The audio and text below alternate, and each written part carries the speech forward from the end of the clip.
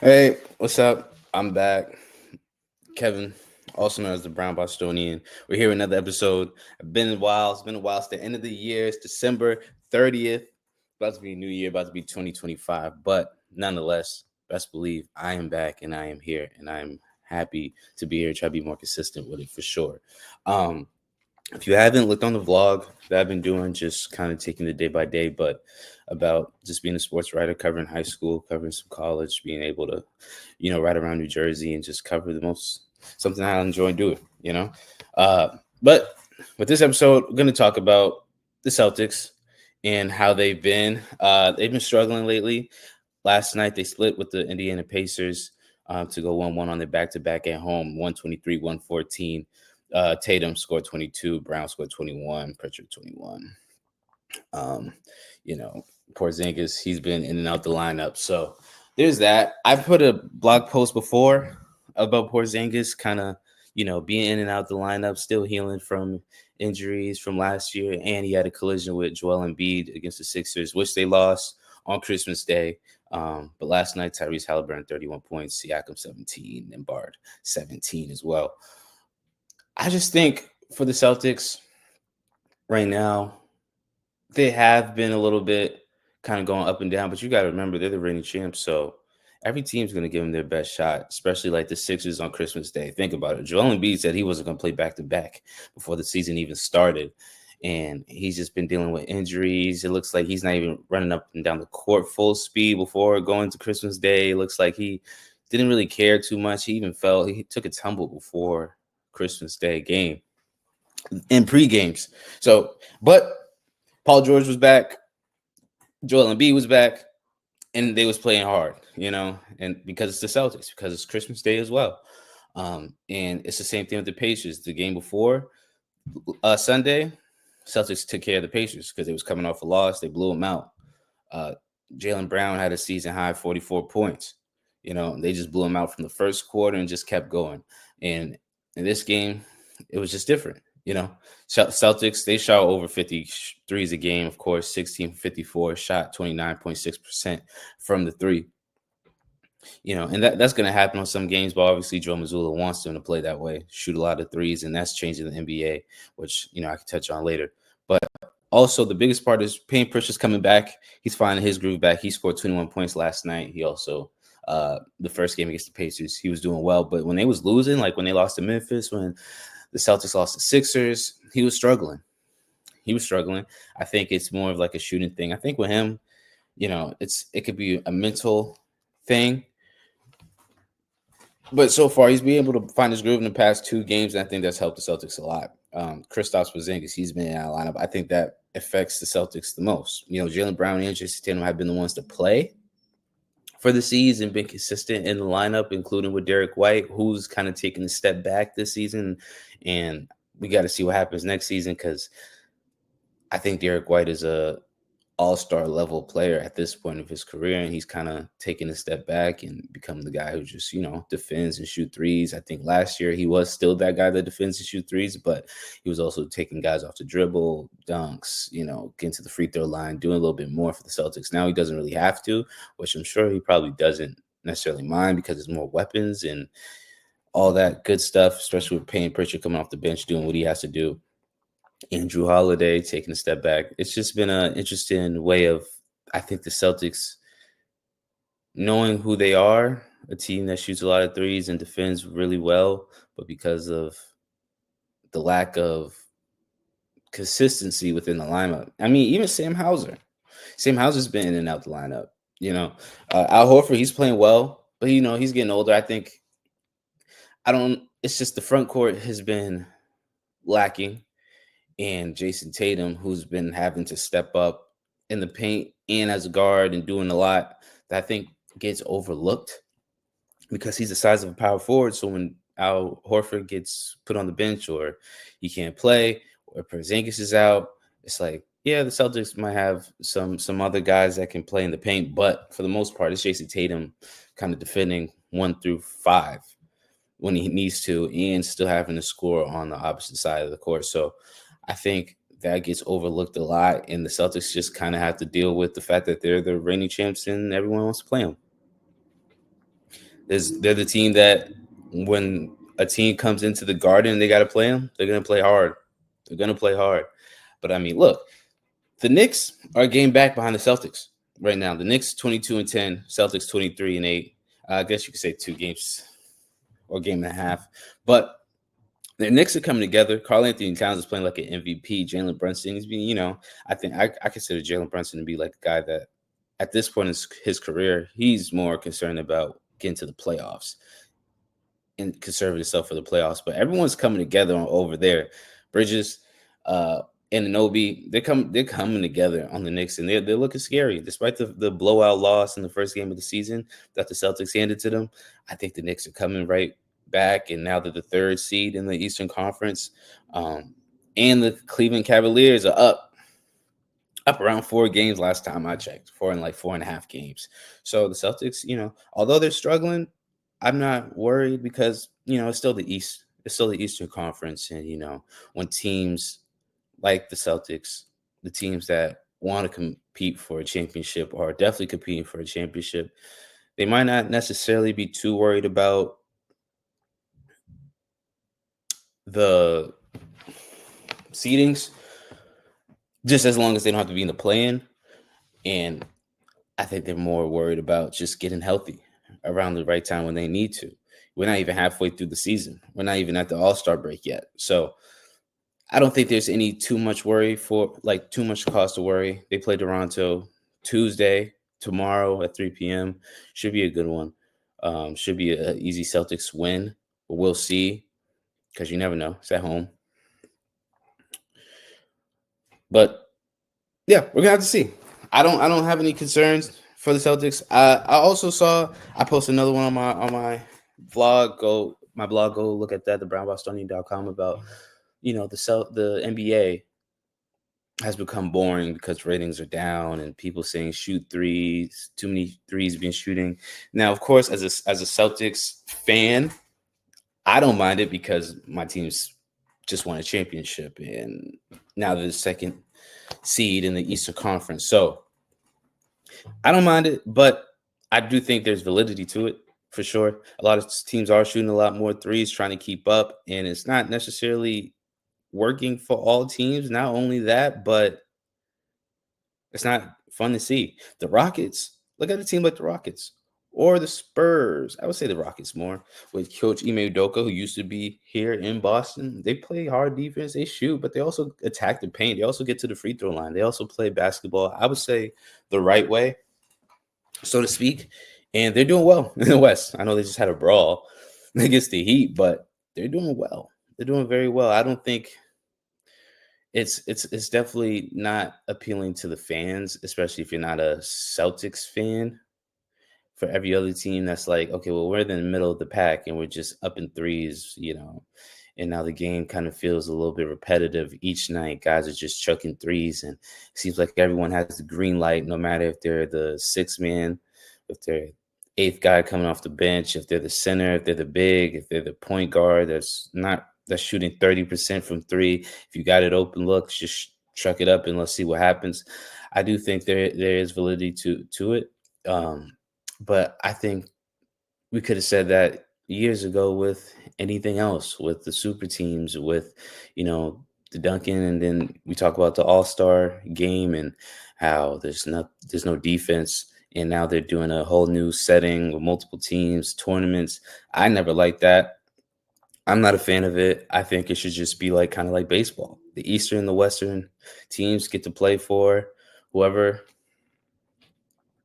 gets home court advantage in the finals. But I know that's not going to solve everything, because then you got players like LaMelo Ball who know they're not going to make it to the finals. So why should they care? Why should they play their hearts out?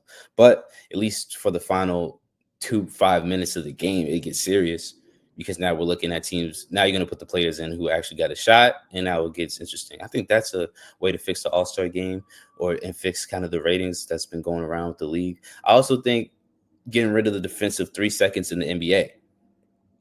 I think that's a big one. I also saw Tim Legler. He made a point about taking the defensive 3 seconds. He said that could do the opposite of, because there's a big guy in the paint. Imagine Wemby in the paint playing 2-3 defense, and Now guys want to shoot threes more because they don't even look his way. They're not even going to go in the paint and try to put up a shot. They're just going to shoot more threes, which that's a fair point. But I like the idea of playing more zone defense, more different types of defenses. Because when you have a defensive 3 seconds in the NBA, you can only really play man. And then you can play some 3-2, but it just doesn't work just how athletic and good the NBA players are.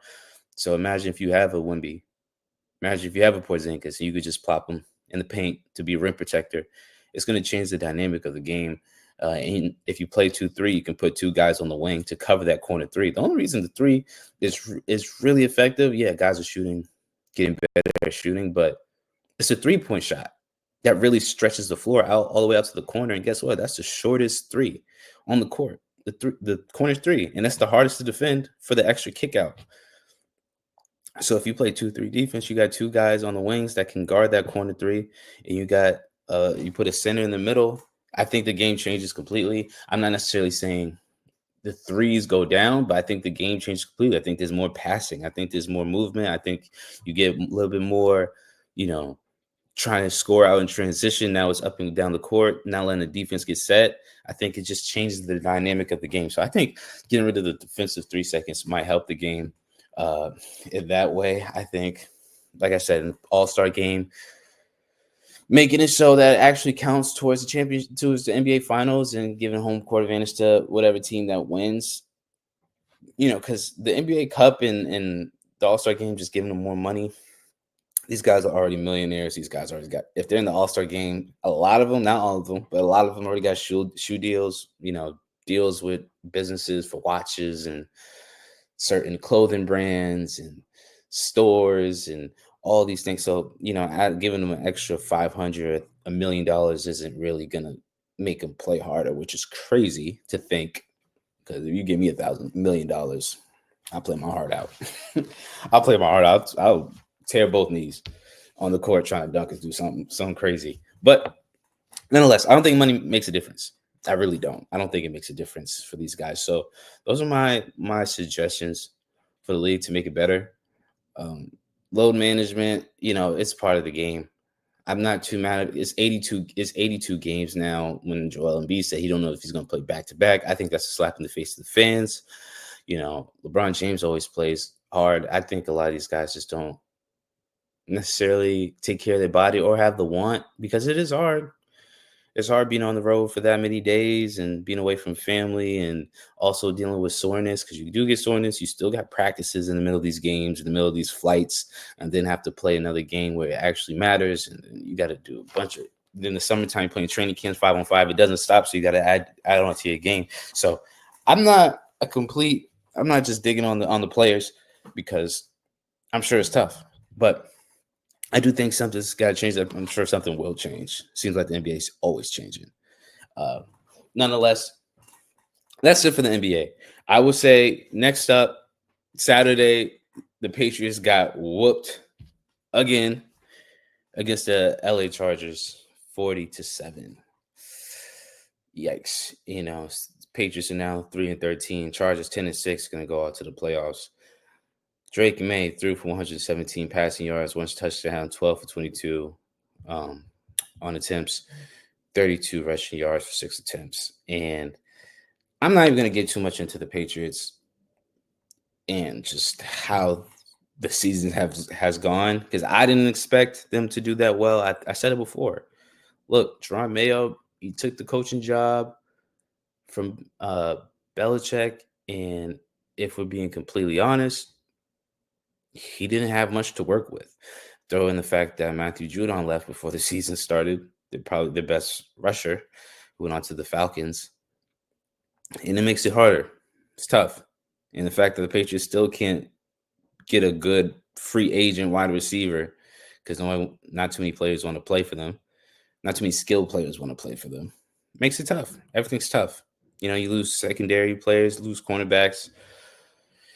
And this is what you get. This is the product you get. You get 3-13. I'm not going to blame Drake Maye. It's always easy to blame the coach, but he didn't have much to work with. Plain and simple. But now, the biggest question I have, and I put it on my blog as well, I think it's time to sit Drake Maye. The Patriots only got 1 game left. they're top 10 in sacks allowed. Last time I checked, it was fifth. It's probably, it's probably around that same ranking in the NFL right now.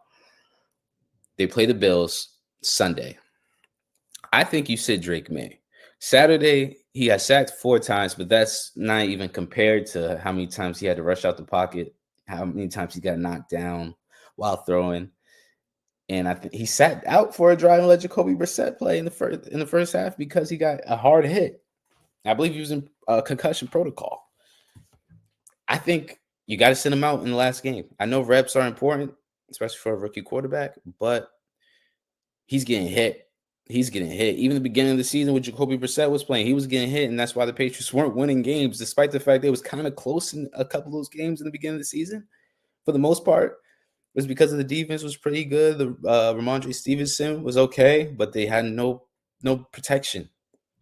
I think you put Jacoby Brissett in there. Sorry to use him as a guy that's got to take those hits, but it is what it is. And you let Drake Maye sit and get ready for next season. And you plan for the draft, get some protection, maybe get a good wide receiver through free agency, or maybe the draft, get him some weapons, and then try to keep Ramondre Stevenson if you think he's still good enough. I know running backs' lives aren't that long in the NFL, but nonetheless, you still make it happen. I mean, Drake Maye just showed, even though they only got 1 touchdown, it was on the 36-yard throw from Maye to Douglas on a free play. It was a 36-yard. He threw it up. It was good placement, and it was a touchdown. I think Drake Maye has shown that he's that guy. He could throw it. He could throw it well. He could throw it on the run. He could throw it in the play action. He could throw it in the pocket, and he can run it. He's tough. He's shown he's tough. He's tough. Leader. Good attitude. Athleticism, which I think Mac Jones kind of lacked. I think he lacked true athleticism, not just like the arm thing, which Drake Maye has an arm. He has some accuracy too. He has accuracy, and he has a cannon for an arm, and he can also run. He has more. He's showing promise. I think he's that guy, and because he's that guy, you don't have to see more from him this season. It's okay. The Bills, they're going on to the playoffs. They might be my pick to win the Super Bowl. I don't think you just leave it alone. Just leave it alone. Just sit Drake Maye for the rest of the time. But yeah, that's my view on it. As far as my predictions for the game against the Patriots and Bills, I got the Bills. I don't even think Josh Allen plays the second half. I definitely don't think he plays the fourth quarter. If he plays at all, he probably play a couple of drives, but I think they put the backup in because they're looking for a championship, and the Patriots have been out of the playoffs for a while now. So yeah, man, that's what I got. We'll see what happens moving forward with both teams. I saw Colorado get smoked by BYU. Saw Travis Hunter make some great plays. Saw Shedeur make some great plays. It's been the Buffs finished the regular season 9-3. Finished the entire season 9-4. I think it was a huge success compared to the 4-8 season they had under Coach Prime for his first year, and a big turnaround like that. Even last year I would consider it somewhat of a success compared to the 1-11 record they had before he got there. So congrats to the Colorado Buffaloes. It'd be interesting. I'm not a huge big fan of bowl week. I'm really not. I got a chance to cover the Wasabi Bowl 2 years ago. That was fun in Fenway Park when I was still in Boston, but not a big fan of the bowl games. But it's cool to see an extra game. It's cool that Shedeur, Travis Hunter, and those guys who are probably going to the pros, like Shiloh, still played. I love that. I love to see it. But we'll see in the college football playoffs. I think that's the biggest one that's going to happen. But shout out to Coach Prime. Shout out to the Colorado Buffalo. Shout out to Celtics. Shout out to the Patriots. We'll see what happens moving forward, going to the new year. Definitely going to be more consistent. Definitely. I know I say it all the time, but I promise just drop and just either be on the blog or be here on YouTube, be on the show or the vlog itself. I promise I got y'all. As far as battle rap goes, there was some good battles that I suggest y'all watch out. Y'all check out Loaded Lux vs. From Nitty on URL TV, YouTube. It dropped on the YouTube page. Murder Mook vs. Arsenal dropped on the YouTube page. Just keep a little bit of battle rap. I like both of those battles a lot. Loaded Lux vs. From Nitty, my idea of battle of the year. It changes every time I watch it. Right now, I think I have Loaded Lux 2-1. I think before I had Rum, but it's a great classic battle. Murder Mook versus Ars. I got Murder Mook 2-1. Gave him the second and the third clearly, and the first one was kind of debatable. But nonetheless, man, I'll see y'all next week. I appreciate all the love and support from those that do watch. They do share, but I promise I'll give you more.